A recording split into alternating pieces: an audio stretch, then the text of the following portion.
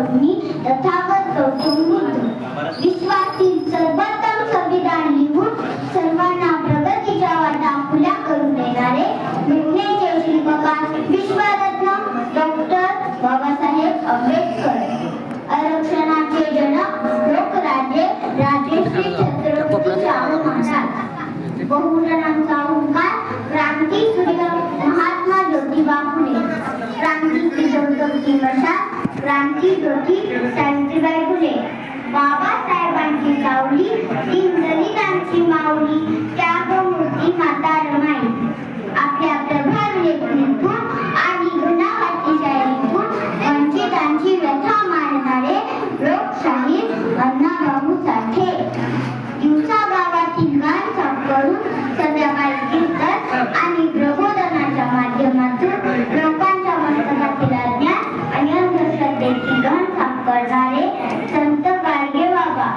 शत्रूंना सळो करून सोडणारे हिंदवी स्वराज्याचे संस्थापक तसेच आपणा सर्वांचे प्रेरणास्थान छत्रपती शिवाजी महाराज आणि ज्यांनी इतिहासामध्ये क्रांती केली एक नवीन विचार पेरला त्या सर्व क्रांतिकारी महामानवांना आणि महामातांना मी विनम्र अभिवादन करते तसेच समोर उपस्थित भीम सैनिकांना व भीम कन्यांना माझा क्रांतिकारी जय भीम माझ्या बाळभीमानं कोणाला जमणार नाही अशी क्रांती करून दाखवली जातीवादाला देऊन दखल चौदार उंझर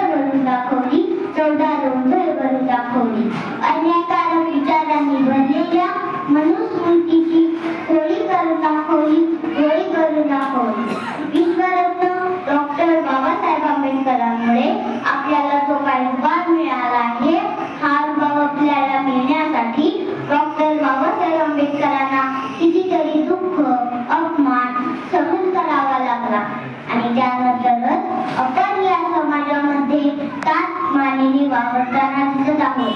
दीनदलितांच्या कल्याणासाठी डॉक्टर बाबासाहेब आंबेडकरांनी आपल्या कुटुंबाची आणि जीवाचीही पर्वा केली आहे म्हणूनच आज आपण ज्ञानाच्या लख चांदण्यात नाव निघत आहोत त्यांनी केलेला त्याग त्यांनी सोसलेल्या यातना अफाट होत्या म्हणूनच आज आपण म्हणतो खातो तो घास घेतो तो श्वास भीमा तुझ्या जन्मामुळे उद्धरली कोटी कुळे भीमा तुझ्या जन्मामुळे या ठिकाणी बोलत असताना बाबासाहेबांच्या जीवनातील एक प्रसंग मी आवर्जून सांगेन ज्यावेळी बाबासाहेब पंडित जवाहरलाल नेहरू आणि गांधीजी इंग्लंडला गोडमेट परिषदेसाठी गेले 3 दिवसांची गोडमेट परिषद संपली आणि तिघेही मुक्कामासाठी एका विश्रामगृहावर थांबले तिघांनीही रात्रीचे जेवण केले जेवल्यानंतर पंडित जवाहरलाल नेहरू आणि गांधीजी आपापल्या खोलीमध्ये निघून गेले आणि खोलीतील दिवे बंद करून गाढ झोपी गेली निम्मी रात्र झाली होती तरीही एका खोलीतील दिवा चालूच होता दिवा बाहेर थांबलेल्या सुरक्षा रक्षकाच्या लक्षात आल्यानंतर तो लगबगीने खोलीकडे गेला आणि पाहतो तर काय अर्ध्या रात्रीही बाबासाहेब आंबेडकर अभ्यास करत आहे वाचनामध्ये एकदम मग्न झालेले आहे पाठीमागे कोणीतरी उभं आहे हे लक्षात आणून देण्यासाठी त्या सुरक्षा रक्षकाने 2 वेळा जमिनीवर काठी ठेचून आवाज केला त्यानंतर बाबासाहेबांनी पाठीमागे वळून पाहिलं व त्या सुरक्षा रक्षकाला विचारलं अरे एवढ्या रात्री इथे कशाला आलाय त्यावर सुरक्षा रक्षक म्हणतो की साहेब अर्धी रात्र झाली आहे सर्वजण खोलीतील दिवे बंद करून गाढ झोपी गेले तुमच्या बरोबर आलेले नेहरू आणि गांधीजी तेव्हाच गाढ झोपी गेले तुम्ही एवढा उशीर का लागला आहात यावर महामानव डॉक्टर बाबासाहेब आंबेडकर म्हणतात की हो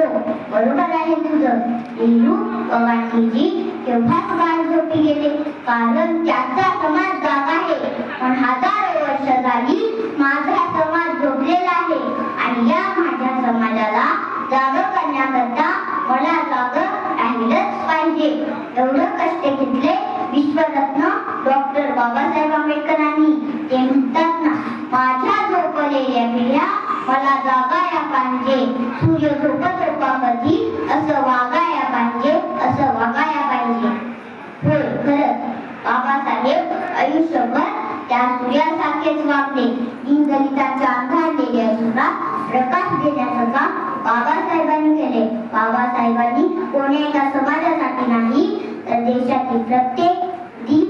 दलित, दुबळा यांच्या कल्याणासाठी आपलं आयुष्य चंदनासारखं झिजवलं. बाबासाहेबांनी समाजाच्या जडणघडणीसाठी प्रचंड काम केलेले आहे. बाबासाहेब स्त्रियांच्या बाबतीत बोलताना म्हणतात की मी एखाद्या समाजाची प्रगती त्या समाजातील स्त्रियांच्या प्रगतीवर मोजतो. या विषयावर बाबासाहेब बोलताना म्हणतात, जर स्त्री गुलाम झाली तर कुटुंब गुलाम होतं, जर कुटुंब गुलाम झालं तर समाज गुलाम होतो, जर समाज गुलाम झाला तर राष्ट्र गुलाम होतं. आणि अशा या गुलाम राष्ट्रामध्ये गुलामांचा जन्म होतो. त्यामुळे अगोदर स्त्री शिकली पाहिजे, ती प्रगत झाली पाहिजे. ही बाबासाहेबांची अग्रही भूमिका कायम राहिलेली पाहायला मिळते. स्वाभिमानाची शिकवण देताना बाबासाहेब नेहमी म्हणायचे, 100 दिवस शेळी बनून जगण्यापेक्षा एक दिवस वाघ बनून जगा. कारण बळी हा शेळ्या मेंढ्यांचाच दिला जातो, वाघाचा नाही. बाबासाहेबांनी सांगितलेल्या या मंत्रामुळे आम्ही आता निर्भीड